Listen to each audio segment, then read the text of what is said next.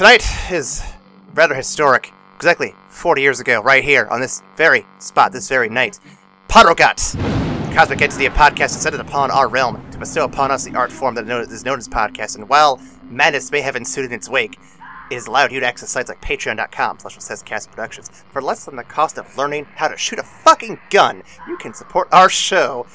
That's bonus episodes, early access, exclusive content just for you.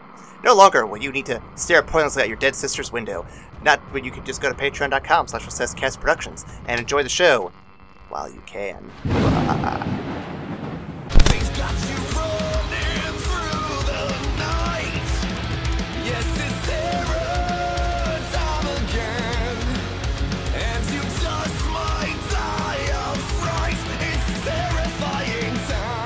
Die tonight, now as long as we're here to pick apart terrible movies. Welcome to the After Credits Cast, the only film podcast to have submitted to the cock for tonight's entertainment. I am your host, AJ with S. Cock, and I'm joined by Ryan Myers, sorry. How you doing? And I am still uncomfortable with calling it the cock. I need to give some backstory to the audience. Before we do that, though, you can also follow us on platforms down below, Patreon, YouTube, Pippa, Google, Apple, all that stuff. Also, you can follow us on Tumblr, Twitter, and Facebook to, leave us your comments and give us your sympathies for what we've done tonight. And Ryan, if they want to email us directly their complaints about upper management, what could they complain? Who could they complain to? Where could they complain to? They can complain to killing all the best characters, to stretch out an unending franchise that excuse me. I started reading my journal there. No, that's evacstation@gmail.com. Ryan, they had to kill Quicksilver, and they're gonna kill Hawkeye. Boo! They're gonna kill all your favorites. That's what they're gonna do. And turn them into boner jokes. Mm-hmm. So in case you guys haven't figured out what we're talking about yet, you're not gonna find out just yet. Ryan, I want to talk about my experience with the cock so far. Okay. So we went to go see this movie in theaters, people, and when we went to opening night, we went to Thursday, and when we went there, the theater was having some technical difficulties. That was like the one night we had free, the one night we set aside, we're gonna do it. I work a weekend, so trying to get during any other day of the weekend's tough. Amanda had a birthday thing Friday night, and then we wanted to be able to record the Sunday night, so it was a challenge to figure out when we're gonna get this movie in. And then the morning after that opening night, I looked up online and found out that this movie we're talking about tonight was released on the cock, and I'm like, oh, really? But it's for everybody not following along, give them the full name of the streamer, please. Right. Sorry. It's NBC and Universal's cock. There we go. Listen, if you're gonna call your app Peacock, you have to understand this is the only way. Yeah. And speaking you can't of not make this joke. It's perfect too, because then so then we logged into my cock and we watched the movie, and then after about halfway through the movie, maybe towards the end, I text Ryan saying, "Hey man, so we watched the movie and we watched it on the cock. Do you want to borrow my cock to watch this?" Of course, reluctantly, he said yes. Yes, I reluctantly borrowed access to Aaron's cock, and it was ended up watching the movie. He, of course, I made he finished first, which is it makes sense since he started first. But I ended up watching the movie about 2 hours after him, and it was an experience. Oh boy, I'm trying to hold that back. And I will say, this is going to be a little different than usual. We don't usually record movies or podcasts this quick after a movie, but because of vacation timing and travel shenanigans, this is the only time we're going to be able to record it and get it out at a decent time for you guys. So a few bits of information we normally go over are not going to be covered tonight. I do apologize, sort of, but also blame COVID. This was supposed to be out last year. We were supposed to take care of this a year ago, along with all the other things we're supposed to do. But guess what, guys? It didn't happen. So, in case you hadn't quite figured out yet, speaking of movies that are cock, this is going to be covering 2021's Halloween Kills. God.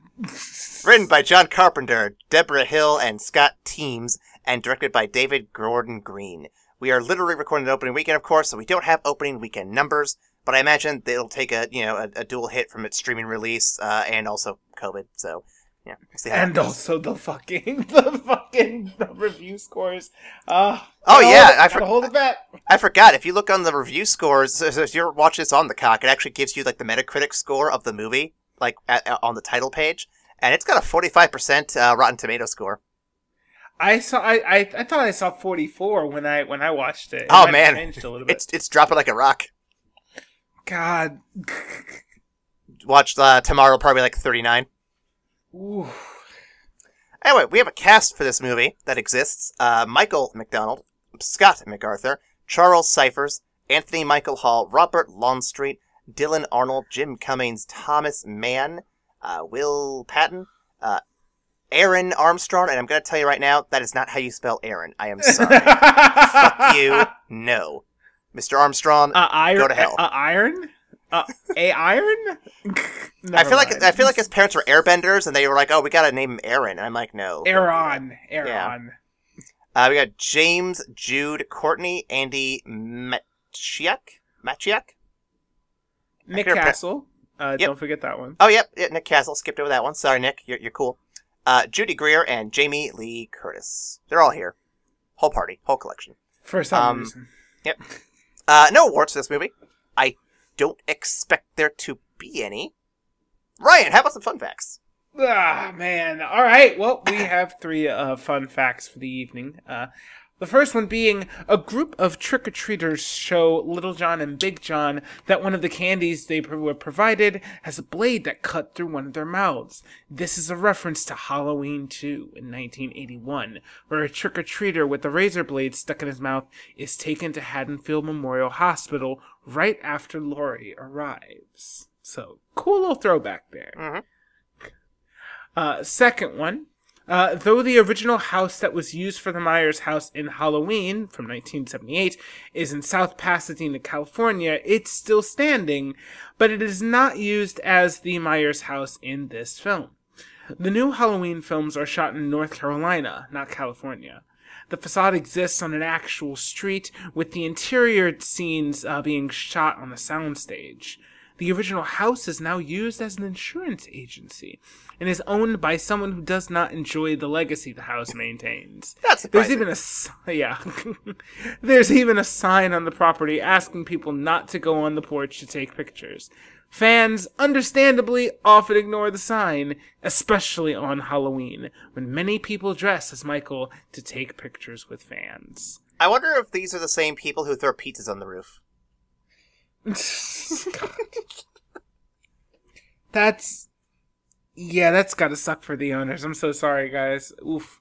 I never want to live in a famous house because I feel like I'm just going to be subjected to this nonsense. Yeah. Also, I'm sure the HVAC system would be terrible. Well, our final fun fact for this segment. Michael McDonald is the only person to have been killed on screen by Michael Myers and Mike Myers. In Austin Powers, International Man of Mystery, McDonald plays the Dr. Evil henchman that slowly gets flattened by a steamroller. Admittedly, that's probably the most fun fact, just because it's so goofy and weird, but I love it. Yeah, that's really nice. That's really good. We're gonna knock some initial thoughts out of the way real quick. Ryan, I was watching the clock during this movie for 2 reasons. One, it felt really long as I was watching. Like it felt like it was dragging. But more importantly, Ryan, I stopped the movie at the time when they finally were saying he's going back to his house. An hour and 20 minutes into the goddamn movie of an hour and 45-minute movie, they finally figure out where the fuck Michael Myers is going. I'm just sitting here like, really? You guys dawdled around this long for this? Is this what we're going to? It was the most frustrating moment of the whole movie for me. Jesus Christ. Oh my god, that's tough. What about you, Sam? What are your initial thoughts? This was rough. I'm very glad that I didn't go to the theaters for this right? one. I would have been really, really miffed. I would have been very salty. Yeah. I spent $5 to get the streaming service. I would have spent $25 to go to see it in the theater. I think money well spent. Wait, the subscription only cost you $5? $5 for the month. I sent you $7 on Venmo. I have not taken it yet, so you don't have to actually stick with it. It's perfectly fine. That's hilarious. Oh my god. Oh man. No. I do not wish to take that back. But that's just hilarious to hear. Okay. Anyway, are there any other things you want to add, or you want me to jump into the synopsis here? Yeah, I'm gonna hold it for the synopsis so that we can get. Actually, the one thing is that about a third of the way through, I understood what they were going for, and that kind of made me hate it even more because it's an interesting spin, but it just was not done effectively. So, I'm kind of curious what you're getting at. I'm looking forward to hearing the deeper dive into this, because I feel like I understand what they're trying to go for, and it does not work at all. But we'll get there. We'll get there. So we basically pick up where the last film left off. The house is burning down with Michael trapped inside. But he manages to escape thanks to the help of the local fire crew, and he rewards them with a brutal and painful death. I suppose they deserve it since they were using the wimpiest fire hose after all. Lori and her family are brought to the hospital where Michael goes on a rampage. While Michael goes on a rampage. We get flashbacks to when Michael decides to say #FuckBlueLives. And also, another mental patient from the bus in the first film is still aloof somewhere. This somehow is important, and yet the least important thing in the whole world. Anyway, Michael is killing his way back to his house, where he kills a gay couple, but tastefully arranges them, unlike most of his usual killings. I thought it was very unique. Meanwhile, news hits that the survivors of the original film news of all this hits the survivors of the original film, and they start a chant and a riot to proceed to chase the innocent man to his death. Karen gets upset and tells them to fuck off and find her daughter. Karen's daughter and her friend and her dad's friend, or friend's dad, there we go, arrive at Michael's house and an hour and 20 minutes into the film, having just figured out where he was going this whole time. We get then 20 minutes of an actual Halloween movie, but with the sluggish pacing, bad dialogue, and poor decision-making we've seen up to this first hour and 20 minutes. But this all culminates in a trap where Michael is led maskless into a group of townsfolk who proceed to try and publicly execute him. He dons his mask like a luchador and proceeds to fight his way through the crowd, only to kinda get his ass kicked a little bit. The battle is over and Karen goes back to the Myers house and to her family to chillax. But Michael, using the power of showmanship, gets his second wind and proceeds to brutalize his way through the entire town, attacking him at once. He then returns to the house where Karen is and kills her, while Laurie is contemplating how fucked up the whole situation is at the hospital. That was a movie. Yes, it was. It was a bunch of things that happened, and it happened to be on a screen somewhere. God. Okay. How did I kill the best character? So, let's back up here. We saw the 2018 movie, right? We saw that for the podcast 3 years ago. Yes. And I think we all walked away from that saying it was pretty darn good. I really, really liked it, yeah. So, what the fuck happened? Like, they decided to completely reverse the tone of the first movie. So, the first movie had a very strong legacy feel to it. It had a very, like, not final, but, like, you could have ended with that movie, and it would have been serviceable. Fine. Everyone had their ending, everyone had their badass moment. Michael could still escape, maybe, but who cares? It's over. This movie does so much to undo the goodwill of that first film, and I'm just kind of sitting here like, this is the direction you guys wanted to go, huh? This is the decision you wanted to make, huh? This is the story you wanted to tell, huh? Yeah, it's oh god. So, okay, going back to what I was alluding to, the idea that it's not only the Strode family, but also just like the entire town that has been terrorized by Michael, and giving a movie space to really like play that up is an interesting concept. So it's like in doing that and and trying to like go at that angle, I was interested because it's something I hadn't seen in these movies before. That being said, You take so much time to set up these random fucking people that it makes no sense for us to care about anybody on the screen until like 30 minutes in, when you get, oh, it's about the town uprising against Michael. So the first 20, 30 minutes, you just are really fucking confused as to what the movie's doing. Because it's going all over the place. Going. Right. Yeah, it's just, the execution's just done so poorly. It's just done so poorly, I don't like it. Well, there's a scene early on where they're like doing an open mic night thing, and you have Tommy up on the stage just talking and talking. I'm sitting here like, I get what they're doing, it's all set up, but this feels like the longest, most low-energy setup for this movie you could have possibly done.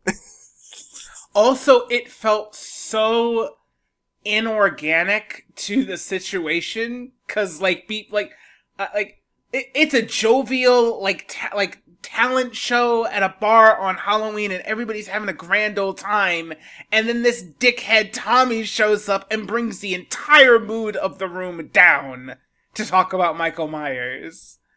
And nobody calls him on that. Nobody's like, dude, we're trying to have fun. Like, none of that happens. So it just feels really obvious saying, this is the setup for the movie. It feels weird. Yeah, that. Also, going off that, the dialogue in this film is pretty abysmal in a lot of places. There's a lot of moments where characters repeat themselves way more than they should. One scene I called out during the film when we were watching it. And I gotta say, I liked watching this at home better than the theater because I could call out this shit out loud and not feel bad about it. Yep. There's a scene where I think it's Judy Greer and Ben Grimm are at the hospital, and he's trying to apologize to her, and he's like, "No, I don't care. We gotta go find my daughter. I need a car." And he's like, "I have a car." And I'm just sitting here like, one, the delivery on that is so flat. Two, you don't need to establish you have a car. We assume you have a car. Just say, let's go. Just cut those lines out and just move on to the scene. There's a lot of scenes like this and a lot of dialogue like this where it's just like they're expositing dumb things they don't need to say. They could just go into the moment and just have a thing happen. But they feel the need to explain so many things. And there's also moments like where they're trying to explain what happened in the last film and the legacy of the movies. I'm like, guys, we all saw the last film. That's why we're here. Tell us the new story. Don't repeat the old story. We need to move on. We need to keep this fresh. Let's go. I cannot wait to see the CinemaSins on this movie. Oh God, it'll be beautiful. My God. There's a more intellectual part of my brain that's like, you know what? Honestly, I'd love to sit in on a film class and just watch a professor pick apart all of the dumb technical things the movie is doing from a screenwriting perspective. But in the more immediate and more comedic sense, I want to see CinemaSins take this bitch apart because I'm gonna have a lot of fun with that. And I'm trying to think of where I want to go with this next because we haven't even hit the questions, but I think we're hitting them as we're talking almost. It's pretty great. So there's a lot of things I want to talk about in regards to the hospital subplot, because everything at the hospital is by far the worst of this movie. Oh yeah, absolutely. So a quick recap. So I know we talked about it in the synopsis. So there's another mental patient from the original from the previous film, not original, the previous one, that escaped on that same bus, and we kind of just forgot about him. We wrote him off. He's not important, but he shows up in this movie for some reason and is a central plot point for a good chunk of the film, because what happens is people mistake him for Michael Myers for some reason. For some fucking reason. There's no evidence. There's no reason for them to. They just do, and they chase him throughout the hospital until he jumps out of the window and kills himself. And none of this is interesting. More importantly, the riot being caused and the people in this mob are so low energy and so, just walking, basically. It just feels so slow, and I'm like, is there a point to this scene? Because it feels like we're just having a very angry mall walk, and that's all I'm getting out of this. What's going on? Well, I mean, that one doctor almost fucking side tackled Judy Greer's character on the way down the stairs. And what was that with them like tackling people and fucking like kneeing fucking Laurie Strode in the stomach? Like, what are you guys are doctors? What the fuck are you doing? Oh my god! Don't even get me started on Laurie. Oh my god! I honestly don't care about Laurie in this movie at all. Like, and it's not that I don't like her, but like, she is such a secondary, tertiary character in her own movie. This is the grossest misuse of Jamie Lee Curtis's abilities I've ever seen. It really is. Like, okay, one positive thing. I want to say one positive thing. Nick Castle and the crew who are playing Michael Myers, fantastic job. You guys are nailing the one role that matters in this movie. Yep. I mean, yeah, Michael is terrifying as shit. and the new mask design where it's burned up a little bit, that's pretty cool. I'll give you that. That's all good. That's all really good. But man, there's just nothing else to support that shit. It's depressing. God damn it. But no, like, what is with those doctors fucking attacking people? That's so nonsensical. I mean, like, yes, the concept of mob mentality and a group of people getting together to like kill somebody in like fury, like like I said, it's an interesting direction to go, and it's definitely plausible because of all of the terror that's happened to the town over fucking decades. Like, yeah, like, okay, it's an interesting idea, but it's so poorly executed. It feels like it meanders. There are better ways to establish the characters, but I think while you have an interesting idea, if it involves you dismantling the thing that worked best about the first movie, I don't give a damn how good that idea is. You don't do that idea. My biggest draw towards the first movie was 3 generations of Strode women, the strained relationship between mother and daughter and granddaughter. It felt way more personal. That unit. It made it more personal, and that unit is really what was at the heart of the movie. Jamie, and you got to have Jamie Lee Curtis be an absolute badass and like just tactically try and kill Mike Myers because she's devoted her life to it. Like, everything about that was just amazing. And what do you do in the second movie? Everybody split up. Everybody look for clues. Everybody go look for clues. And I think, you can't tell me it's not intentional to draw out the movie to a third movie, because you even record a scene where you see Jamie Lee Curtis in a hospital bed and saying, "Oh shit, he's still alive? No, he's dying tonight." And like her getting up is just like, she's wounded, but she's gonna go back out there and finish the job. It's the most blatant cock tease I've ever seen in my life. Let's see, where was I gonna go with this here? Do you actually want to do the discussion questions? Because we'll just be ranting about this for a while. No, I mean, I like how we're doing this. This is very organic. This feels very good. The questions are mostly just so that way if I lose track of something, I got it. But there was something I was gonna say, and you were making some great points there. But it has something to do with Michael Myers' character in general, but I can't remember what it was.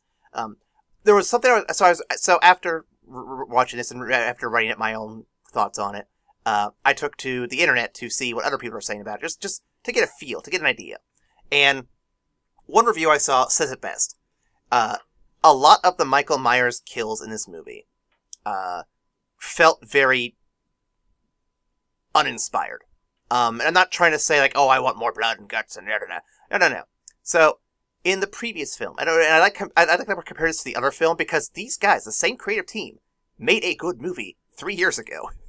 So we can fairly compare these two and see there's a big difference. In the previous film, a lot of the kills were very well built up suspense-wise. Like, you could see them coming, but there's also the tension that built into them that made each one of them interesting. You were following the ball. You were paying attention. This one, they all felt so like just blink and you miss it. They just felt very much like an afterthought. A good example, I think, is the scene in which he's killing the gay couple, because you have a guy who's breaking in your house. You know it's the Michael Myers house, and obviously, if you watch the news in any capacity, you'll see it. They weren't, but if they did, they'd know. But more importantly, instead of leaving the house, calling the cops or anything like that, they get their own knives. Not any other more potent weapon. A little knife and a big knife. That's all they get. And then they proceed to split up and look throughout the whole house. And the entire time I'm thinking to myself, they don't deserve to live because they are choosing the simplest and quickest way to kill themselves. Because, Ryan, if someone breaks in your house, are you staying around to find out who it is? I don't know. If I don't know. there is. I'm not gonna lie and say there isn't a desire to defend my stuff. That comes up like if it's a home invasion or if like a burglar sneaks in the middle of the night. You know, like there's gonna be that part of me that just wants to grab a bat and chase the guy off. But you're absolutely right, especially when they look and see the blood-smeared, handprint. Seeing that, I'm gonna be like, yeah, no, get your cell phone, we're going outside, we are calling the police. I do not want to mess with whoever that is. And then, let's obviously go to the other elephant in the room, which is the park scene. So Ryan, you texted me during the movie when this scene came up. Why don't you recant what happened with us there? Oh man, God, this is like I legitimately just had to pause and laugh for like 5 minutes straight so I could actually continue on.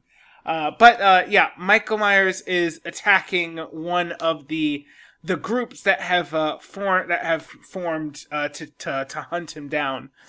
This includes the only black couple in the movie, who are a doctor and a nurse, and the woman who is the doctor, and the guy who's the nurse. The nurse is a bit like shy and a bit like not assertive.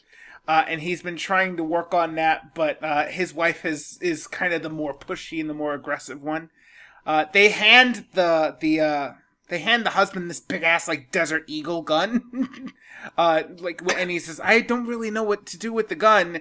And his wife says, "Well, I mean, if you don't know how to work it, then give it to me. I'll use it." Yeah. He said, "Are you sure you can handle it?" She said, "Yeah, of course I can." Ugh. Cut forward. Michael Myers is attacking the car. He tells the doctor to get out, like to make a run for it. She has the big gun and she lands outside.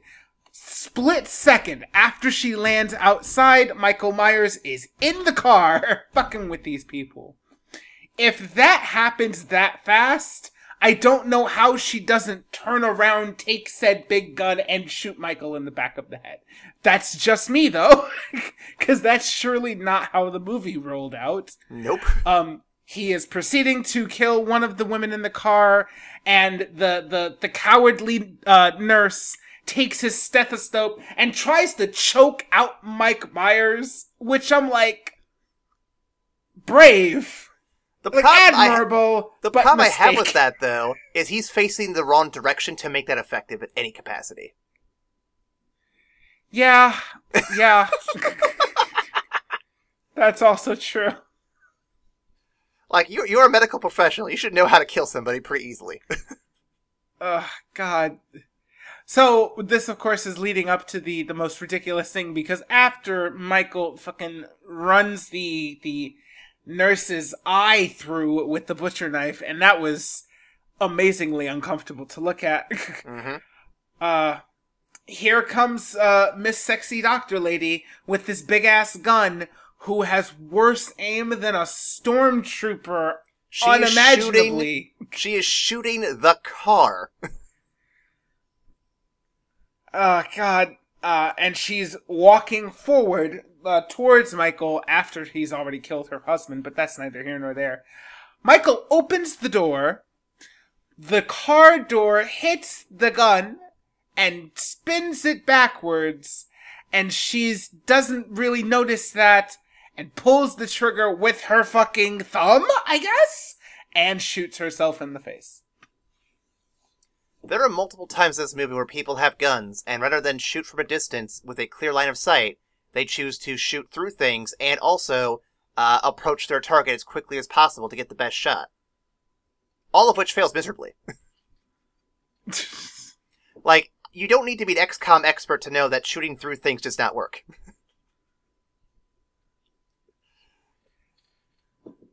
I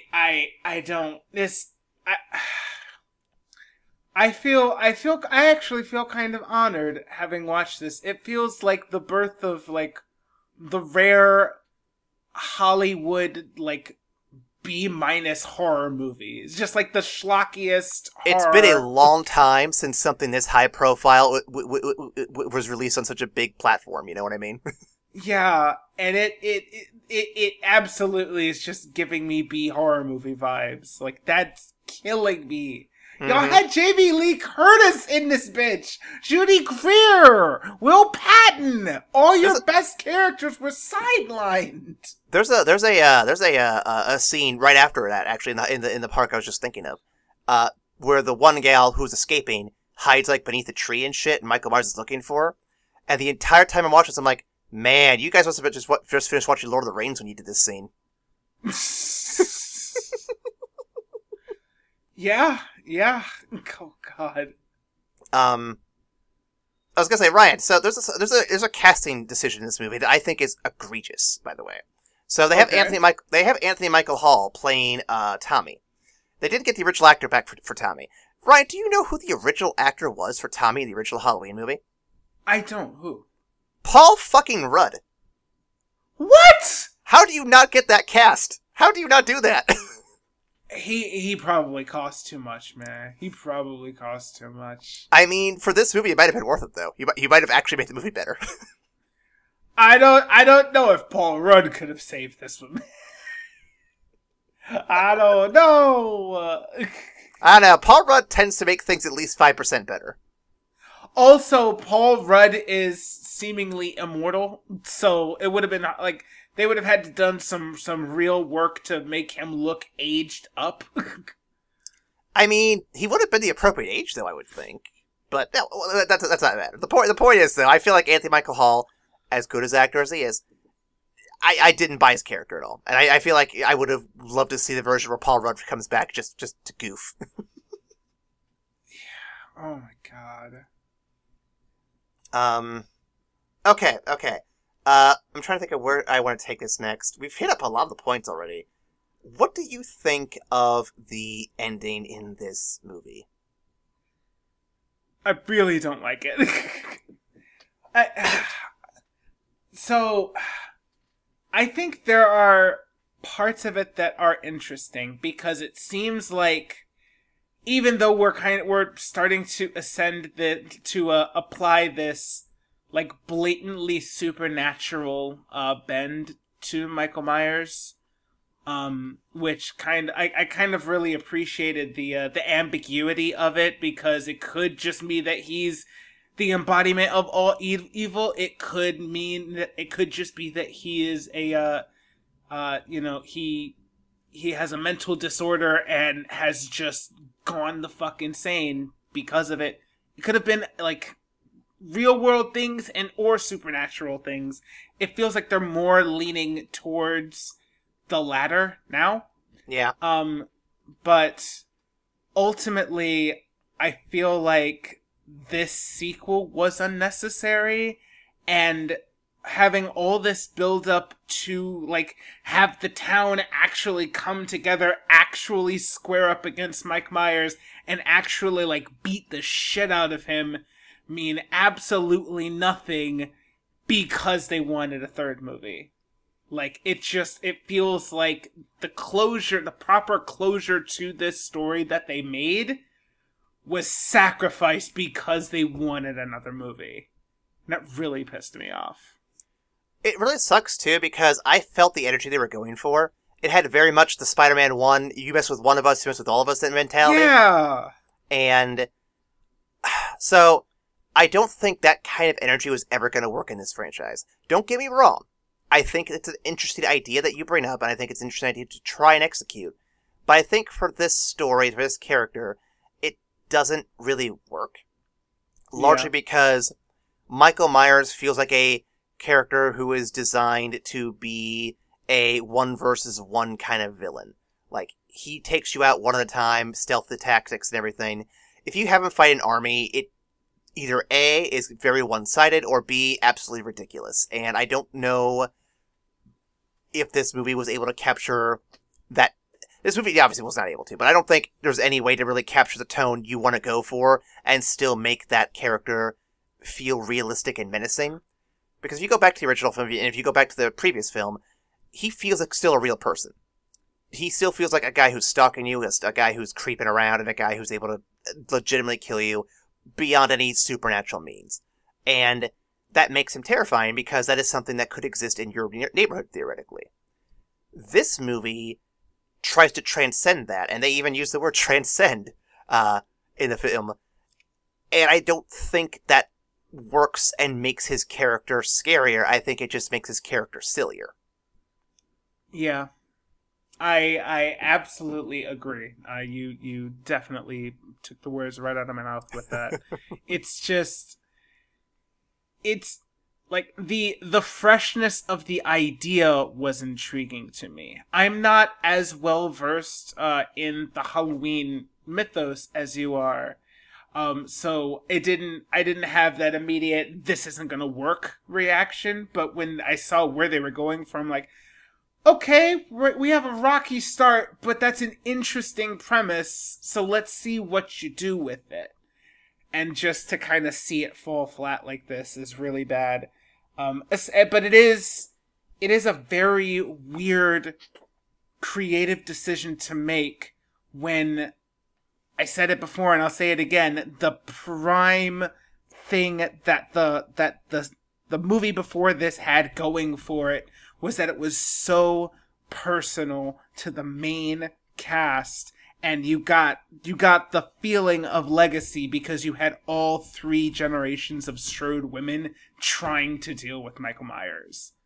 Like, to have your story be focused on that tight personal dynamic, and then to completely about face in the second movie with that tone.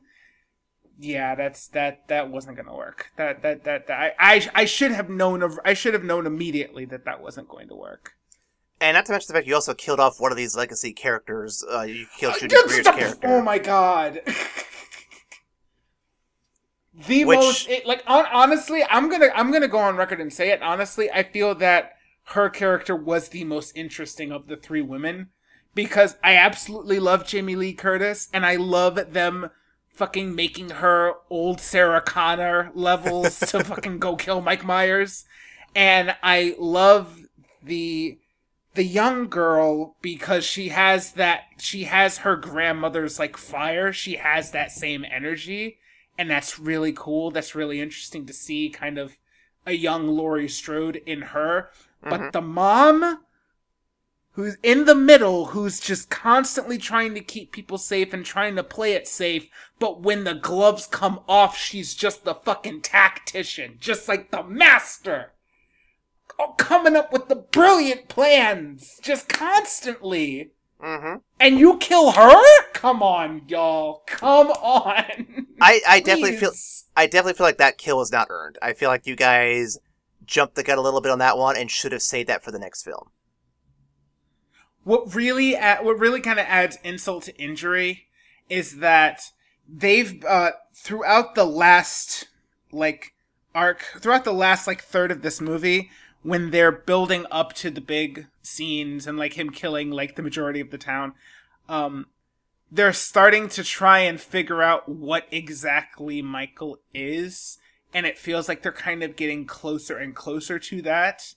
And then you end the movie with Judy Greer's character standing where he stood, trying to get to really make headway in that, and trying to figure out why Michael is the way he is, and then you immediately kill her for doing it. Mm-hmm. It's just she's literally right now she is propelling the story that you wanted us to think about, and you killed her for that. So what the fuck are we following that story for? Yeah, it's really hard to kind of grasp what they're... It's like they have a bunch of different ideas, and they put them on the table, and rather than focus on the one or two that actually had a lot of promise, they try to do them all at once, and none of them are getting the attention they need. You have all these interesting characters, you're interested in all these new characters, other survivors. Great. You need to give them time to breathe and develop their characters, but you don't because there's no time for that. You have this transcending Michael Myers from all of his kills becoming this embodiment of evil, but it's so vague and misunderstood and not really clear that we aren't really getting an idea of exactly what that means or why it matters. You have this family, this legacy characters set up that's really cool and building out from the previous film, but then you just kind of walk it back a little bit and don't really do anything with it here. And then you have this whole other subplot going on that really should have just been cut from the movie entirely. I don't know. It's one of those things where it's I think there might have been too many cooks in the kitchen, but it also seems like they also have the one guy directing it, so I don't know where the blame falls in terms of how we got to where we are, but there's just so much going on and no direction to it that makes sense. It's almost as chaotic as the actual riot scene in the movie, almost. I think it's a mix of two of your previous points. What you just said in terms of them having so many ideas to kind of throw spaghetti at the wall and see what sticks. And also the fact that this type of story is completely antithetical to not only its predecessor, but the rest of the Halloween mythos.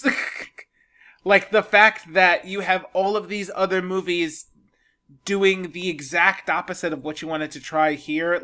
I get trying to experiment, but this seems completely opposite of a lot of what made those previous movies good. And those are some of the greatest horror movies of all time. Mm-hmm. So to about face from that so fucking hard, especially in light of a movie that came out in 2018 and that did really, really well because of these things, to then just take them out of the movie and then completely kill it out of the movie because it will never be the same. You're not going to have Judy Greer as a part of the Strode women anymore. So that dynamic is forever lost. We'll never get those three women on the screen doing their thing again. You permanently gave up a great, the heart of the movie that came before it. For what? For who? Why? Yeah, I'm trying to figure out where they're going to go with this. That leads me to my last question I have here, Ryan. There is one more film in this god-awful trilogy. What are your expectations, and what do you want most from it, whether they meet those expectations or not? I want it to not happen. That's honestly my biggest expect. That would be the dream come true. That they were oh, well, y'all fucked that up completely, and Jamie Lee Curtis is absolutely fucking not, guys. I'm not doing this again. No. Well, so I was following the news on this, and apparently the script is done, and they are submitting it to John Carpenter for approval, and according to Jamie Lee Curtis, the new script will, quote, make fans upset, or make fans mad, or something like that. And I'm I hope you're talking in the Last Jedi sense and not in the Rise of Skywalker sense, because I could go for Last Jedi of Halloween. Let's be real. Okay, so I mean, not to put you on the spot, but to exactly put you on the spot, what would be the Last Jedi twist for this movie? What would be something that would be completely unexpected, but actually would be very, very interesting and fit the pre-established mythos? What does that look like for you? That's hard to suss out, and I'm not saying it to cop out, but like, it's a tough question. I know. I thought it was still worth asking. No, you're fine. I'm just trying to think of how I want to word it. The problem is that with the mythos of Halloween, if we're going off the new timeline, so much of the old stuff is erased from the canon technically that it's hard to know what you want to pull from it that works. I think we obviously need to have LL Cool J come back for starters. I think there should be a crossover with Jason Voorhees, just because we're already at that level now. Yeah. But realistically speaking, like if we're just staying to this, they've already built it up to be the Godzilla versus Kong, or in this case, the Strode versus the Myers, for the next film, basically. Which, not interesting. Like, don't get me wrong, I still want to see that confrontation, but you already did that confrontation, and she won. You just decided to extend the runtime a little bit more, and now we're back to this again. And I don't know how you can one-up what the first film did. Like, you've already done it, and I feel like you're just making more work for yourself to continue to try to one-up it, because this movie didn't even come close to that. Not in any capacity whatsoever. If I had to put my money down on it, I'd say the best, most outlandish thing you could do is when Michael removes his mask the next time, it's a Cthulhu monster, and he just becomes this entity of chaos and darkness that envelops the town. And you just embrace that nonsense as far as you can go until it's over. Because that just allows you to get away with so many things and just evolve the mythos into something stupid. But I don't think they've got the balls to do that. I think that is so far removed from their desires that they will never touch that at all. So, if they're gonna go schlocky, you might as well just embrace the schlockiness. Is that what I'm hearing? Dive deep into the dark well that is the abyss.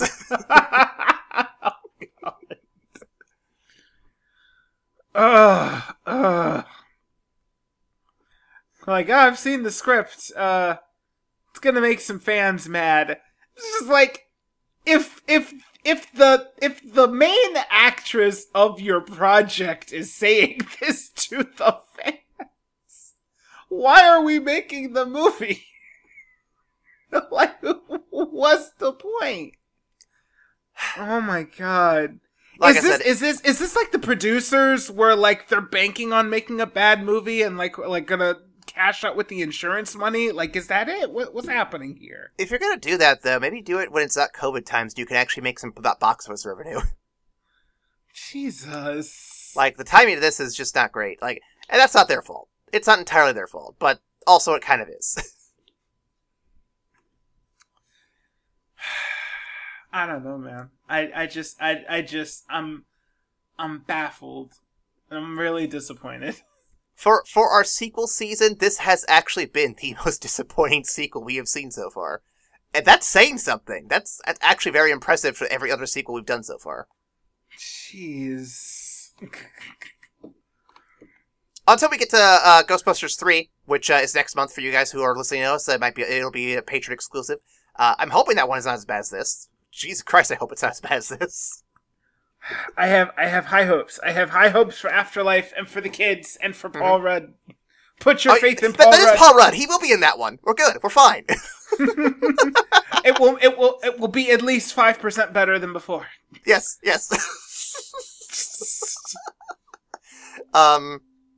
That's all I've got for this particular film.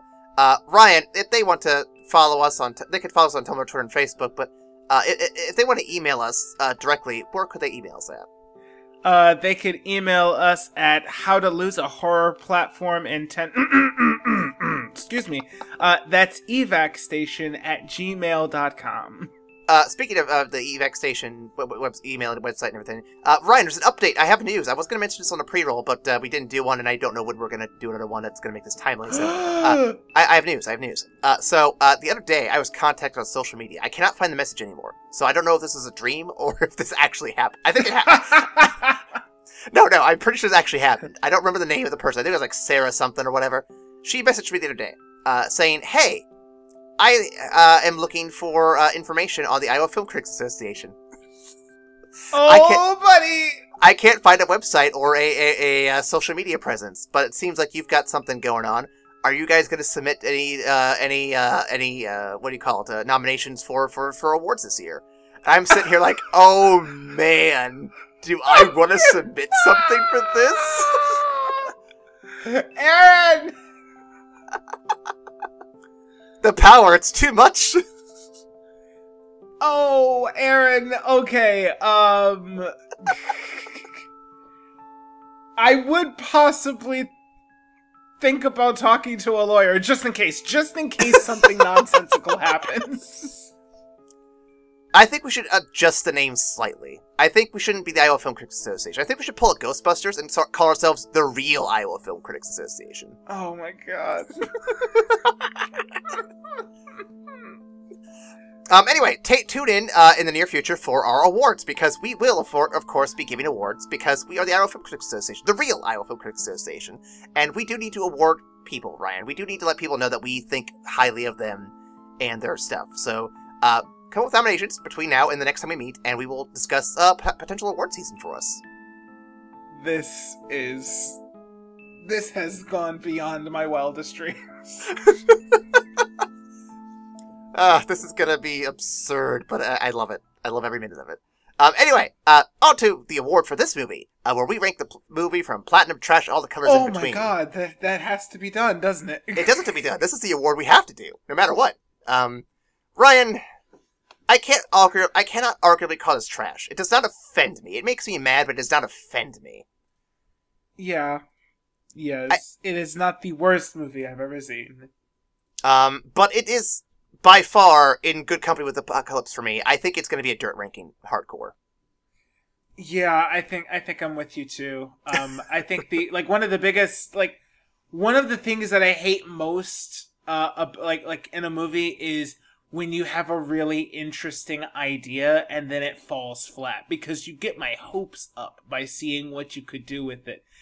The Rise of Skywalker is the biggest perpetrator of this ever. It is listed by the definition in my personal dictionary. That's where it is. And this movie has, like I mentioned earlier, it has some interesting ideas.